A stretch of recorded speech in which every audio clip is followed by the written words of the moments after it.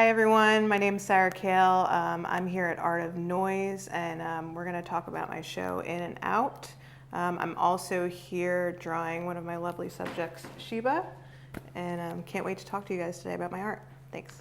Welcome, welcome. Hi. Thank you for doing this. Thank you. Yes, this is amazing. So Sarah, we want to get right into the questions because people are dying to meet you and they want to know more about you and how you got started and where you are now and where you're going. I would love to talk to you. I'm actually going to do a Metro sketch while I'm fostering questions. How about that? That's cool. So absolutely. Go, shoot them. So, outside of your immediate family, who was the first person or group you would say that recognized you had talent? Oh gosh, I think it was a lot of different influences. Obviously, my family was the first to recognize my talent, and I would say my grandfather was a big part of my artistic journey as a child. So when I was, discovered as an artist, my grandfather actually went ahead and bought me some painting lessons at the age of 9. So that was a really great experience and really allowed me to learn about how to actually paint and subject matter and all that at a young age. It's always the family. Yeah, It's always the family. Either makes you or breaks you Yep. in the beginning. They either cultivate or cripple. Absolutely. So Absolutely. I'm glad that you have that family support. So, this is your first solo show, correct?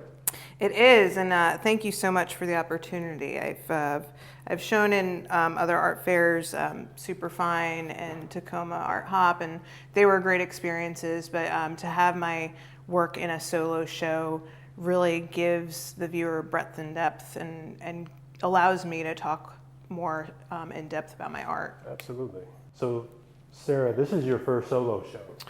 It is. It is. So, tell our audience more about the name of the show and how it came to be. So the show is called In Out, In/Out, and it's essentially a combination. It's a 2-in-1 show. It's a double feature. So I have my first series is the Metro sketch series, which represents In. I'm in the confines of the Metro in a space where I'm drawing commuters, and then Out is about the LGBTQ community and the sapphic gaze. And In Out really is a representation of a narrative, figurative story, and they both may be really different, but they each blend together in their own way because there's a level of intimacy and just true vulnerability in both of my subjects in each series. Wow. So first we're going to talk about In. Okay. We're going to get more into depth about In. And this is so fascinating because you're drawing on a moving train, and it's and you're kind of capturing humanity. So as a DC commuter, you've seen and heard it all on the Metro, I'm sure. What is the wildest moment you've had on the Metro? I think there's more mundane and there's more beauty in the silence and the people around. And I think the crazy thing is you have every mix of class, of race, of sexuality, Right. and we're all piled in this train, all silent and all at peace, and for the most part, unless you're talking to yourself, of course, or singing or dancing, which I do get the occasional. That's Right. really fun. But we're all kind of sharing this experience of being in this meditative space, Right. essentially, right? It's because when you're getting on the train, you're rushing to get on the train. The doors close, everything's just really rush, go. But then when you're sitting, you have nowhere to go. But the train's moving, and it's carrying you there. So you don't Everyone have is going in the same direction. Yeah, and you don't have that. Anxiety is not welcome anymore there, right? You can be anxious, but you're still going to be sitting on a train. So people are reading, people are communicating, talking on their phones, doing work, and I just choose to draw. Well, yeah, and that leads me to my next question. while you're riding and on your commute, how do you select your subjects? Like, is there like a set type of criteria you have? Is it random selection? Like, how does that work? It's actually not much of a selection. It's more of a positioning, I would say. Oh. So, right now, obviously, you can see me drawing, and it's fairly easy. I'm not bumping or moving. I'm staying stable. COVID's really the only thing that's gotten me out of my element as far as being able to do this every day, so I'm a little rusty. But for the most part, I'm just really positioning myself in an area where I can see the most subject at once, and then I down select from there. So I usually pick a corner spot, and you can almost see in a lot of my drawings, a lot of my subjects are in the same positionings, and that's just by default of where I'm sitting. There are a few where I'm standing or I'll get them standing and it's a crowded train, but for the most part, it's really about getting the right positioning so I can kind of do a scan and say, ooh, I really like that person. And it could be something about their eyes, kind of what speaks to me. It could be their clothes. I really love fashion. Their hair. I love drawing cool hair. Right.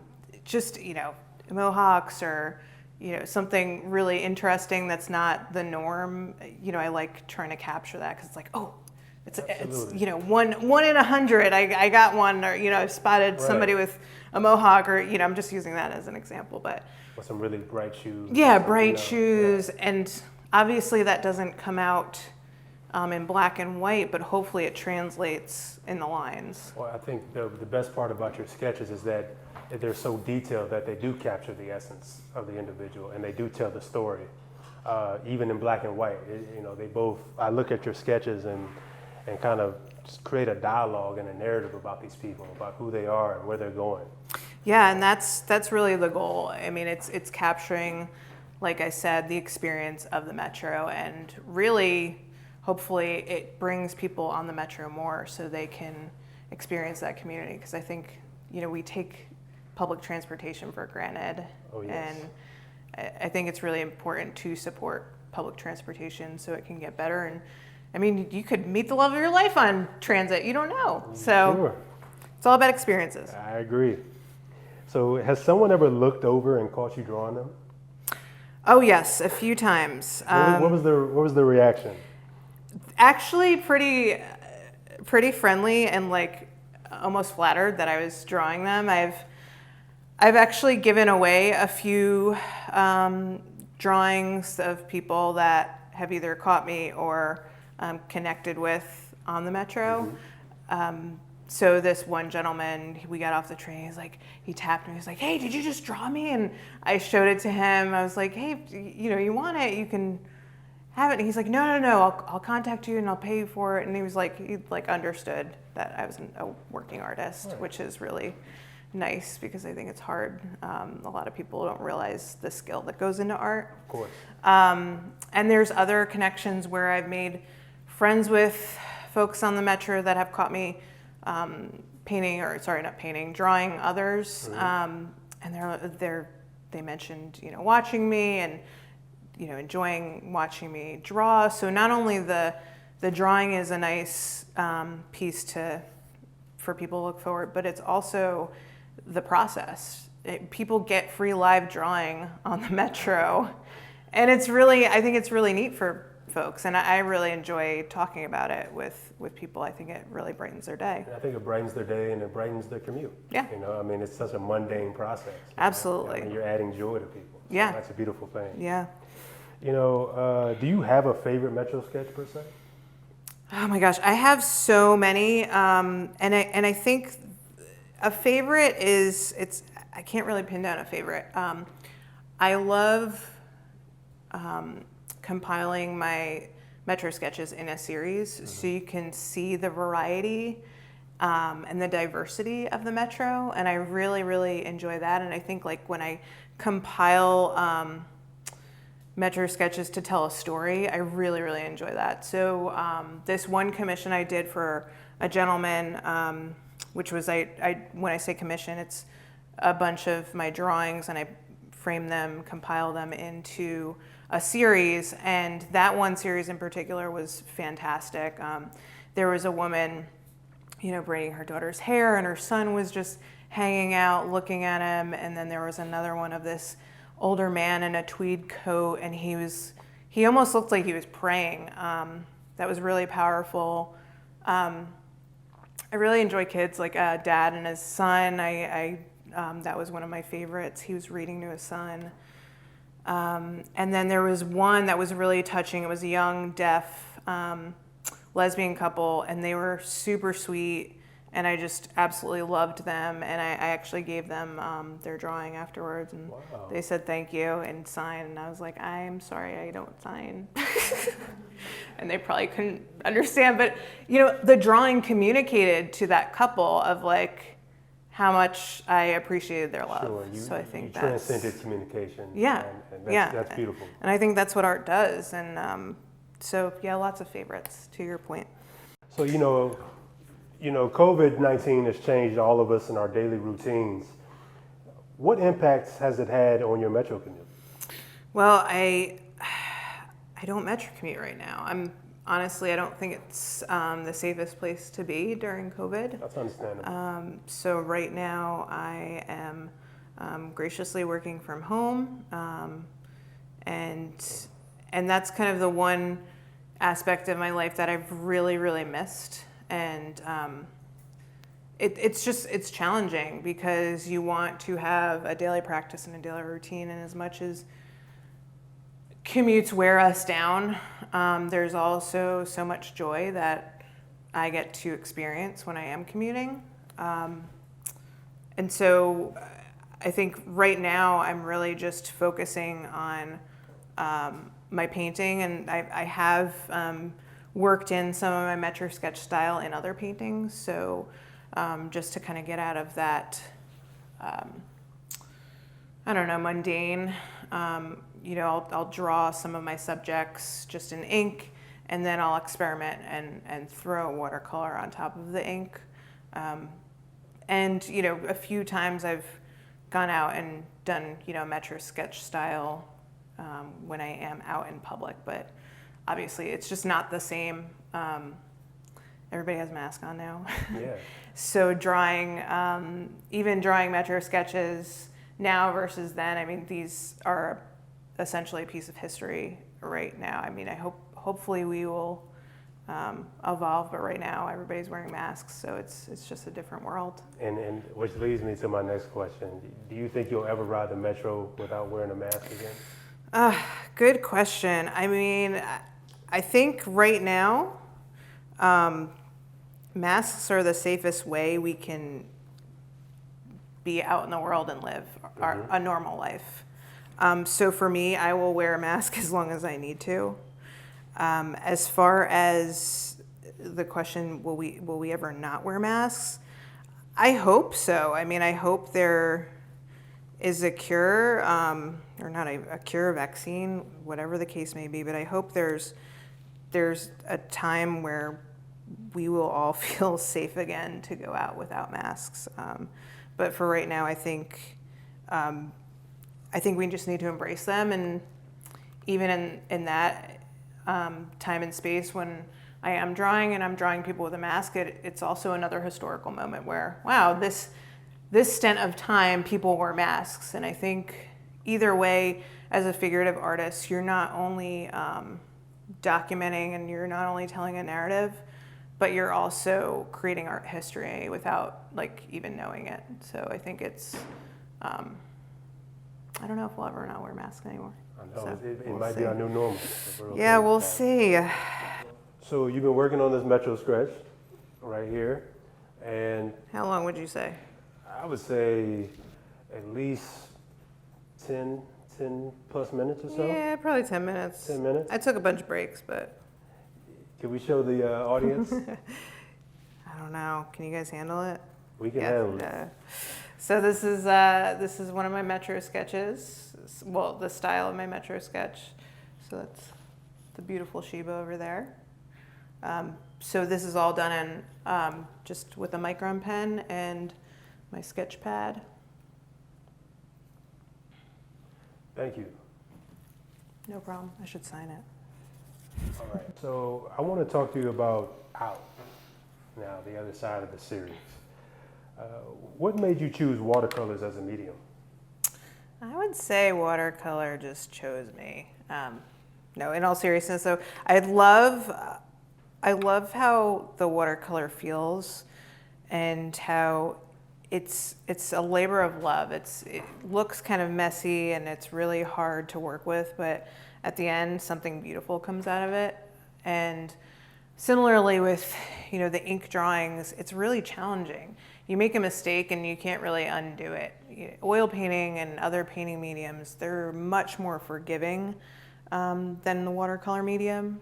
And even with the work I'm working right now, as you can see, it doesn't look that glamorous, but at the end, it's really gonna all come together. And in addition, right, when you're painting, you kind of have to have the watercolor flow. You don't really have control. So it really makes me get into a meditative state where I'm just painting and nothing around me matters. So I think my mediums that I use, it's specifically to keep me focused on the subject that I'm creating. Wow. Okay.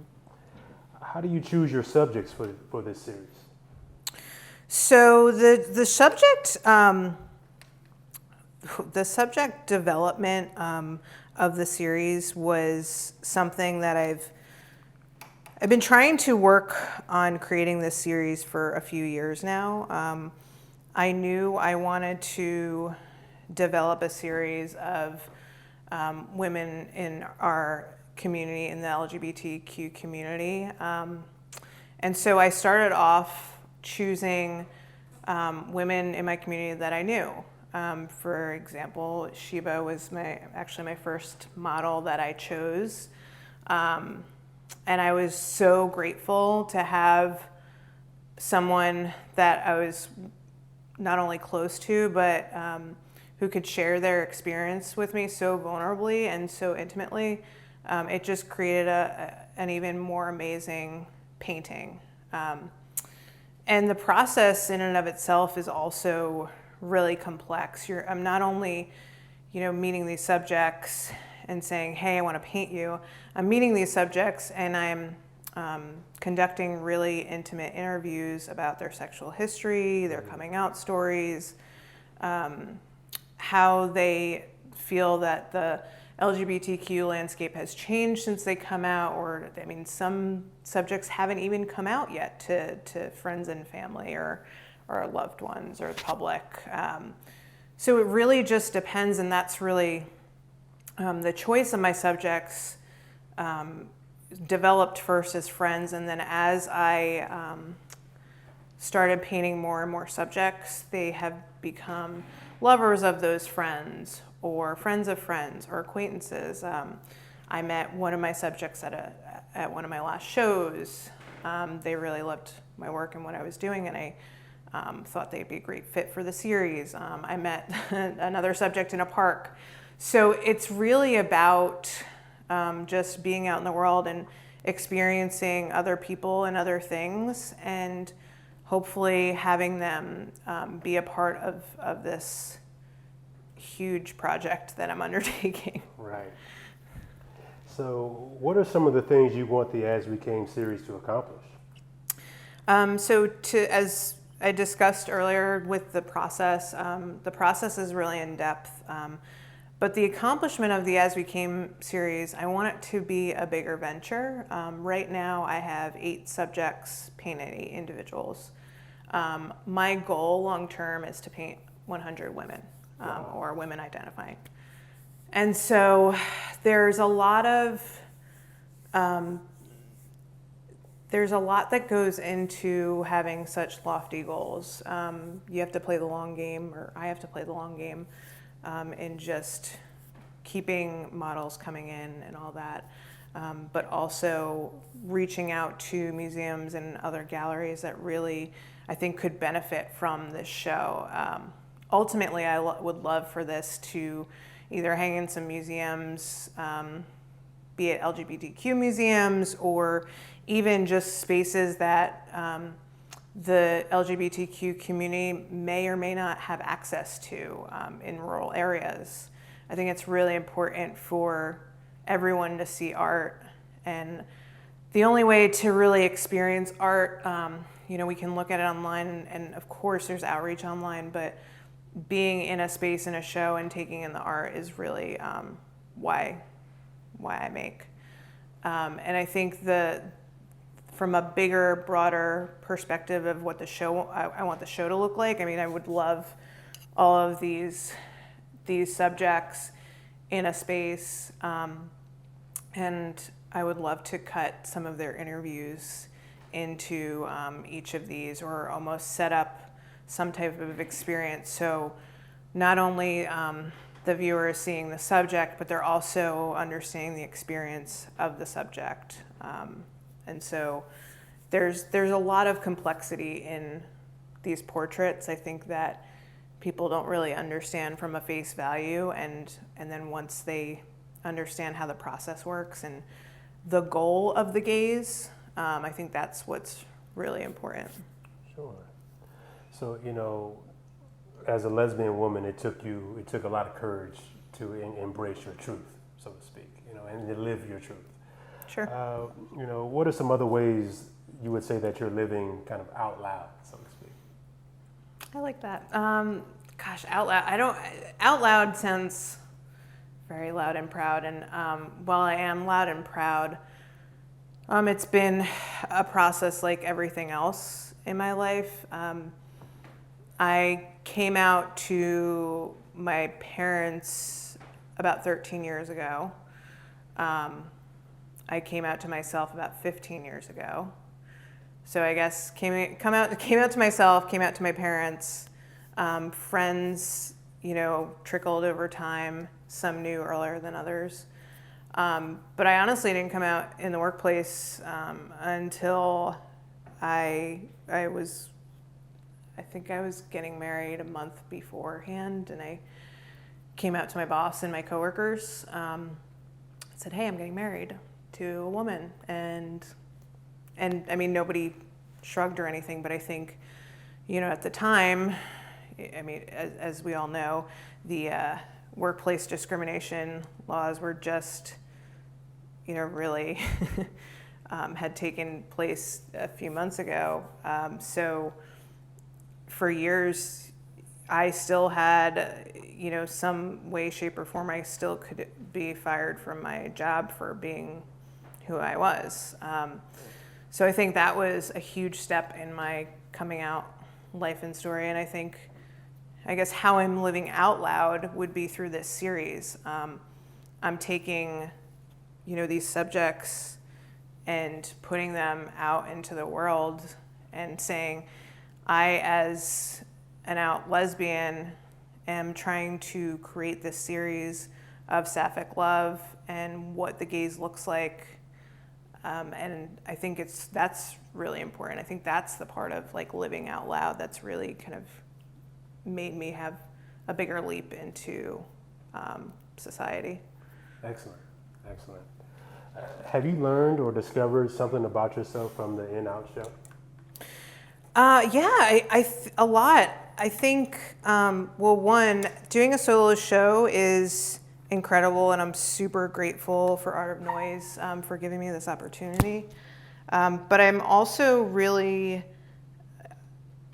grateful to have the opportunity to show both of these works at the same time. I didn't realize that they would both work in a space together, and I think it's even more important for them to be in the same space because these two bodies of work, it's almost creating two different dichotomies of viewers and collectors, right? Not only in the subject matter, but of people with similar. Some people would say, from a generality standpoint, that someone who likes commuters may not like intimate sapphic portraits, and I think it exposes people who may be into commuters to see sapphic love or folks who are into more, provocative sapphic love portraits to look into the mundane and see the same level of beauty. So I think with these two different bodies of work and mediums, it just creates a broader perspective, and I think it's more eye-opening for collectors. And frankly, it pushes me to continue to work in both series. Wow. So who are some? Are there any, or I should say, are there any particular artists or subjects you would like to work with in the future? Oh my gosh. Artists or subjects? I would say, God, I don't know. I think from an artist perspective, I don't want to limit myself to I want to work with this artist or that artist. I think it's all about serendipitous experiences and who you're supposed to work with at what time in your career. I would love to work with artists who could maybe broaden my show to help me with the audio piece or maybe the install pieces, because I know as an artist I am very limited, and working with other artists creates a better show. So I think it's really important to keep my mind open and to collaborate with as many people as I can, but also staying true to my subject matter and my journey. So where can people go to follow your work? So as far as following my work, I have my own website. It's called sarahkahle.com, SarahKahle. I also am very active on Instagram. I used to post my metro sketches daily during my commute, and now it's mainly just progress shots, but I definitely stay as active as I can on there, and that's my handle is Disco Thumbs, so Disco Thumbs, Disco Thumbs, and also Twitter Disco Thumbs Art, and Gmail discothumbsart@gmail.com. So. Well, wonderful. Well, this wraps up today's talk. Thank you, Sarah. Thank for you. A beautiful demonstration and a beautiful talk. Thank you, Sheba, for being Yes, a the lovely beautiful subject. Sheba. This show will be up through September 12th, so contact us to schedule an appointment. And thank you for watching, and till next time.